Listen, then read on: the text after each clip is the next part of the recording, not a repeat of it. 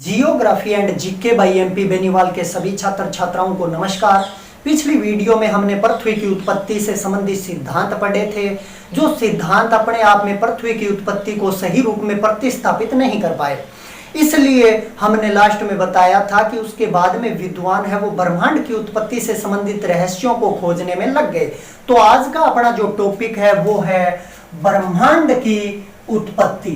आज अपने ब्रह्मांड की उत्पत्ति से संबंधित सिद्धांतों के बारे में पढ़ेंगे। ब्रह्मांड को यूनिवर्स के नाम से भी जाना जाता है और कॉस्मोस के नाम से भी जाना जाता है। तो आज अपने ब्रह्मांड की उत्पत्ति से संबंधित बात करेंगे। तो उससे पहले अपने बात करते हैं कि ब्रह्मांड क्या है।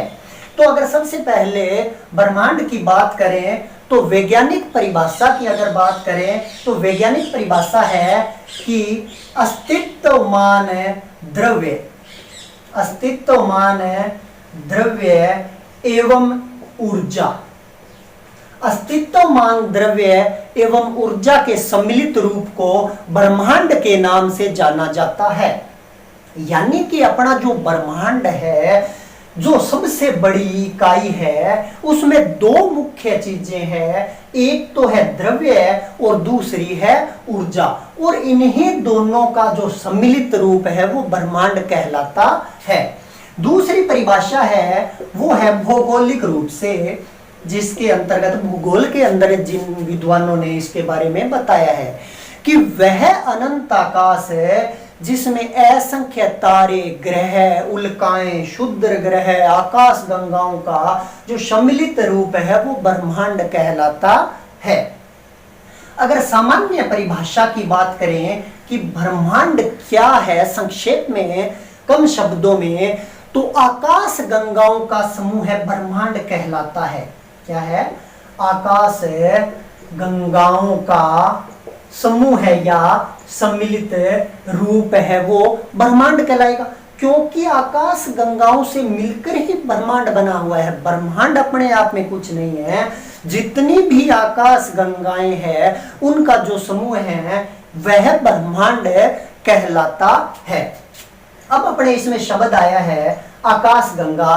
तो अगर अपने इसकी बात करें कि आकाश गंगा क्या है, तो तारों के समूह को आकाश गंगा के नाम से जाना जाता है।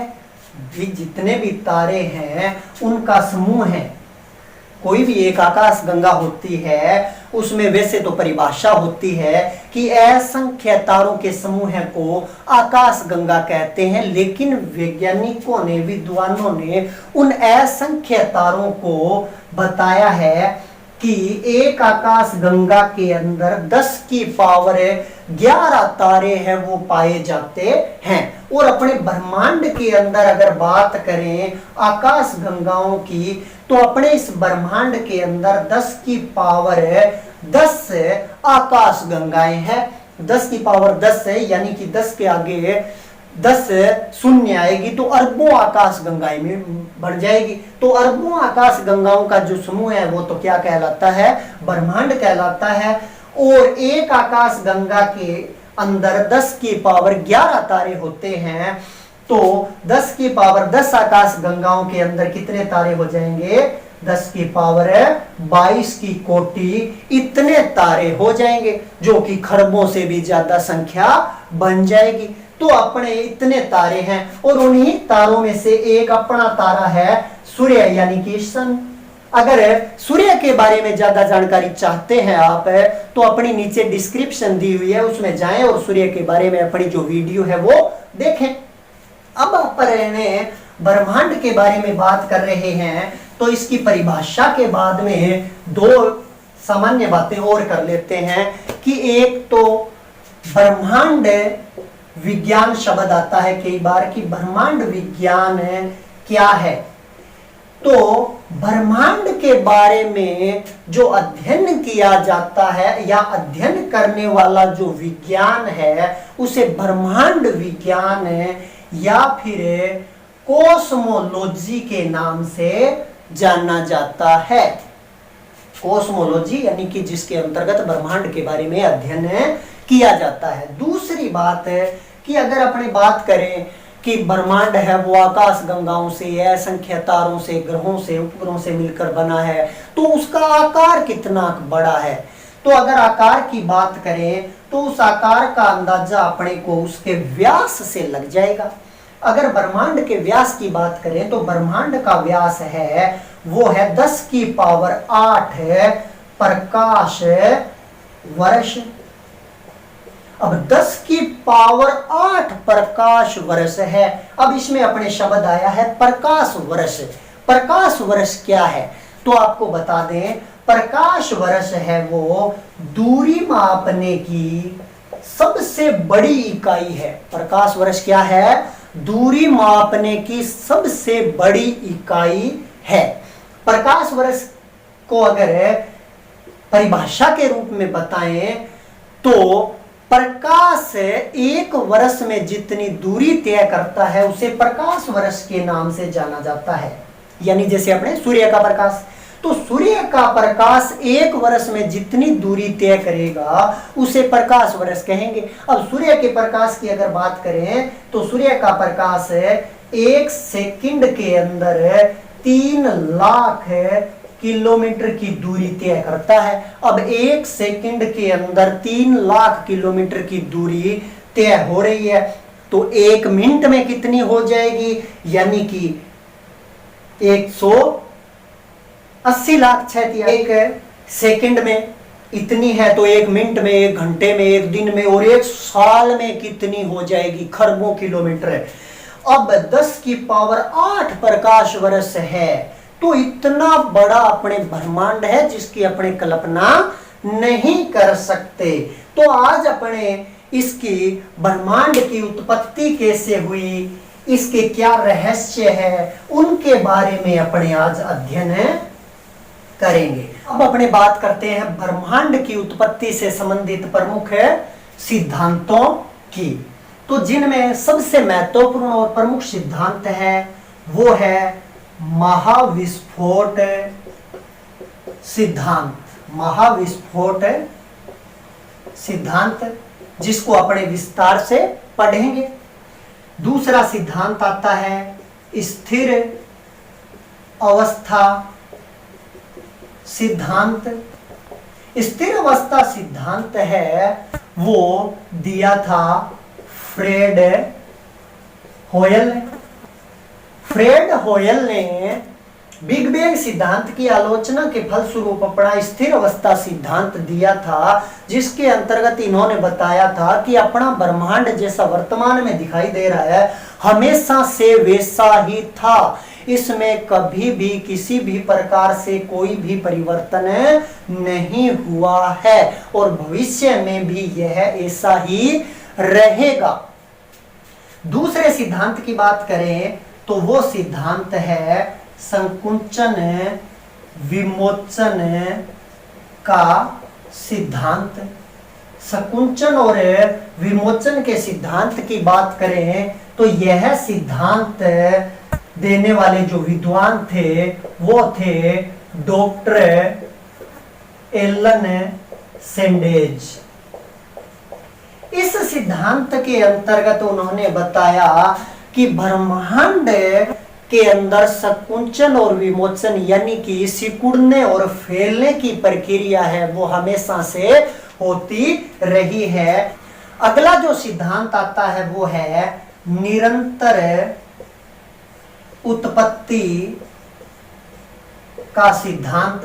निरंतर उत्पत्ति के सिद्धांत की बात करें तो इस सिद्धांत को देने वाले दो विद्वान थे, एक का नाम था हरमन बांडी और दूसरा था गोल्ड।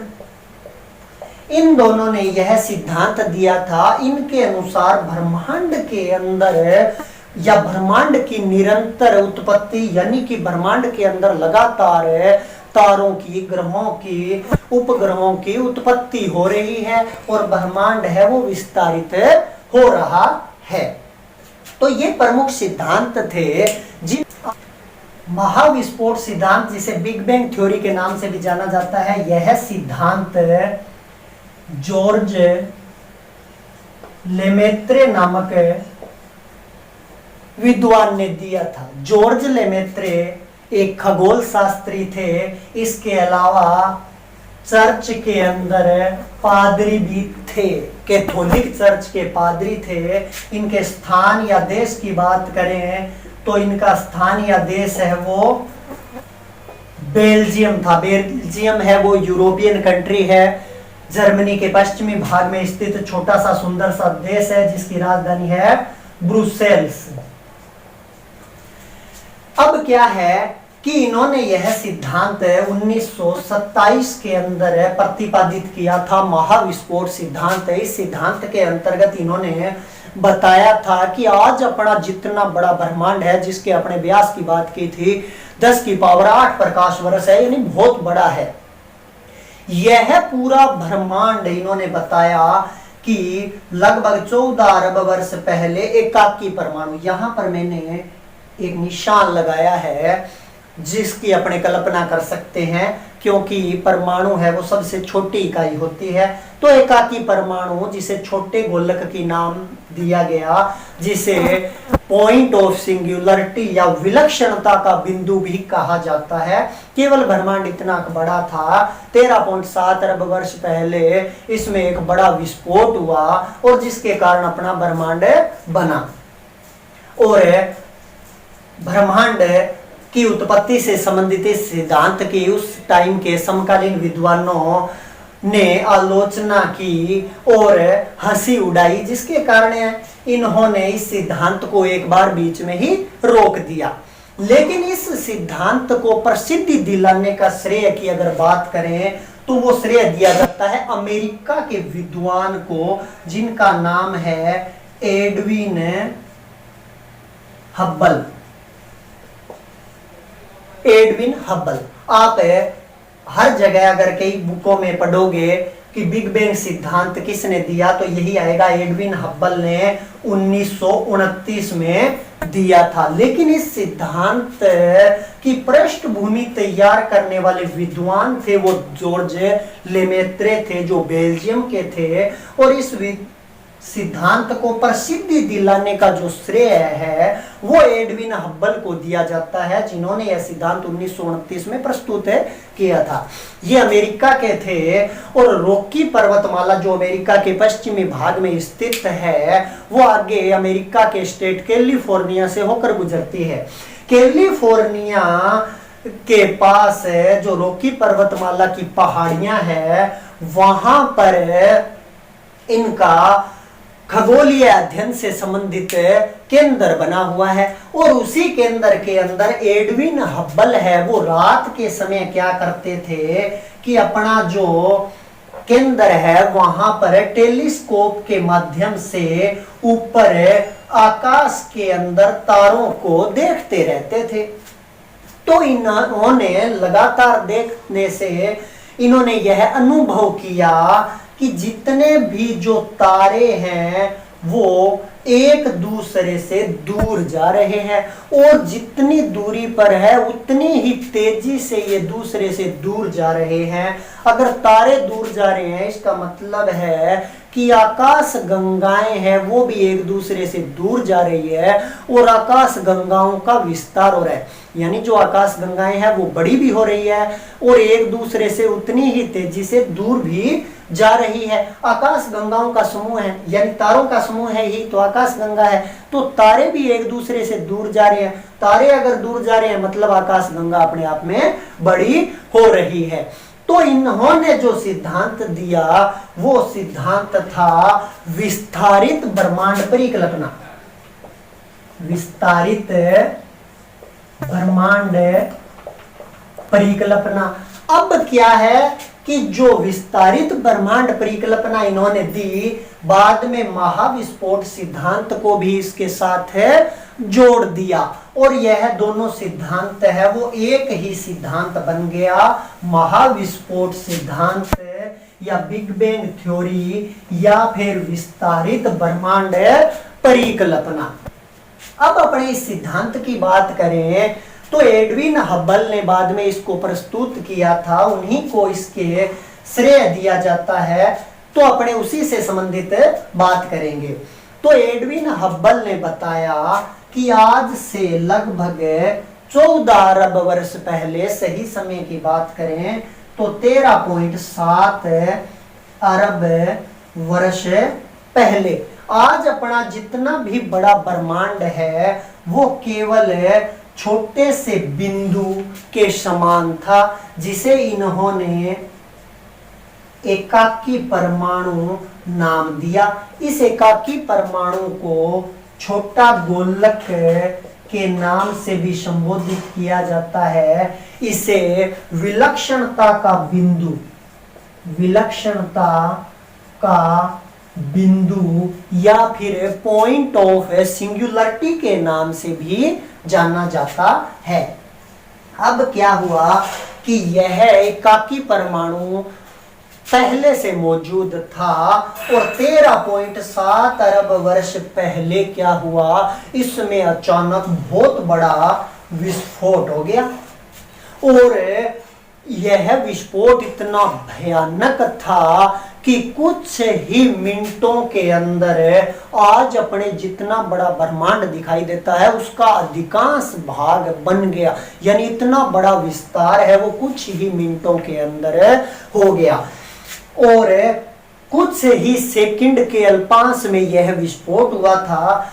इतना भयानक विस्फोट था और पहले 3 मिनट के अंदर, जो विस्फोट के पहले 3 मिनट थे उनके अंदर पहला परमाणु बन गया और उन्हीं परमाणुओं के जुड़ने से अणु बने, उन्हीं अणुओं के जुड़ने से ग्रहाणु बने, ग्रहाणुओं से बाद में ग्रह, तारे, उन सभी की उत्पत्ति हुई। तो इन्होंने अपने सिद्धांत को बताया, जिसे अपने डायग्राम के द्वारा प्रस्तुत करेंगे कि सबसे पहले तो क्या हुआ, अपने आप में बड़ा विस्फोट हुआ जिसे इन्होंने महाविस्फोट नाम दिया।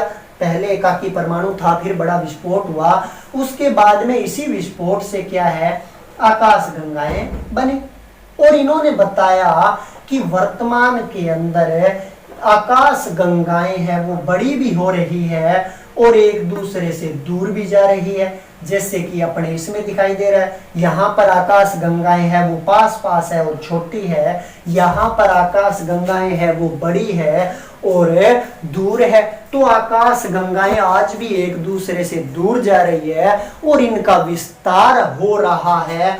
यह बात एडविन हब्बल ने खुद नोटिस में लिया, टेलीस्कोप के माध्यम से देखा।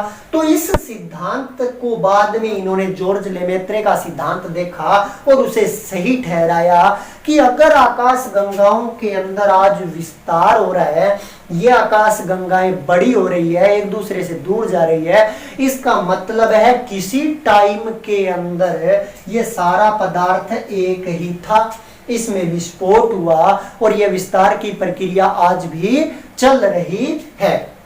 अब जिस दिन यह विस्तार की प्रक्रिया रुक जाएगी उसी दिन के पश्चात से वापस यही प्रक्रिया होगी कि सारा कुछ है वो दोबारा इसी बिंदु के अंदर मिल जाएगा। इस ब्रह्मांड की उत्पत्ति से संबंधित इस सिद्धांत की अगर बात कर रहे हैं तो इस सिद्धांत को फ्रेड होयल ने 3 अवस्थाओं के माध्यम से समझाया है।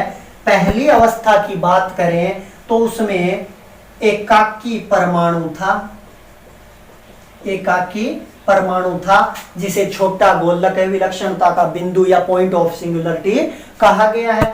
यह जो एकाकी परमाणु था इसकी 2 बड़ी विशेषताएं थी कि एक तो इसका आयतन है वो कम था। आयतन कम क्यों?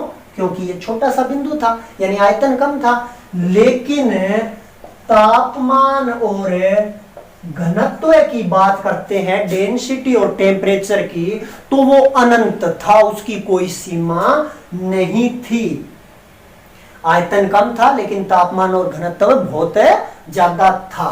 अब दूसरी अवस्था में क्या हुआ, महाविस्फोट की अवस्था थी।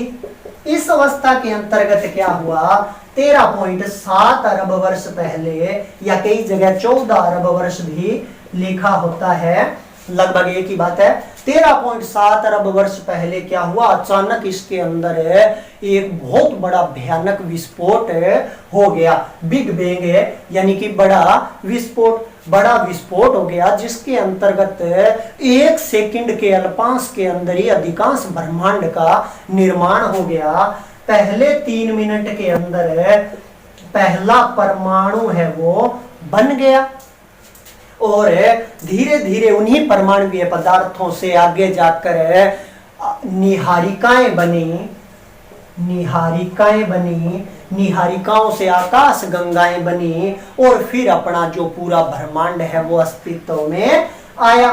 तीसरी अवस्था के अंतर्गत तापमान में कमी, यानी कि अगले कई लाख वर्षों के अंदर इसके अंदर लगभग 4500 केल्विन डिग्री केल्विन तापमान की कमी हो गई और धीरे धीरे ब्रह्मांड है वो अपना पारदर्शी हो गया।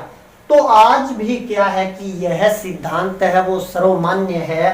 बाद में अमेरिका के ही एक विद्वान थे फ्रेड होयल, जिन्होंने इस सिद्धांत की आलोचना करके स्थिर अवस्था सिद्धांत दिया। उन्होंने माना कि ब्रह्मांड वर्तमान में है वैसा ही पहले था और भविष्य में भी वैसा ही रहेगा। अब इसमें एक शब्द आया था निहारिका, अपने इसकी बात करते हैं। निहारिका क्या है? तो निहारिका की बात करें तो गैस, धूल कण और जलवाष्प के विशाल बादल को निहारिका या नेबुला के नाम से जाना जाता है। निहारिकाओं से ही तारों की उत्पत्ति होती है और तारों के बारे में अगर आप ज्यादा जानकारी चाहते हैं तो अपनी एक स्पेशल वीडियो है, उसके अंदर है निहारिकाओं से तारे कैसे बनते हैं, जिसके बारे में बताया गया है। तो आज का अपना यह टॉपिक था ब्रह्मांड और महाविस्फोट से संबंधित। अगली वीडियो में मिलेंगे, तब तक के लिए नमस्कार।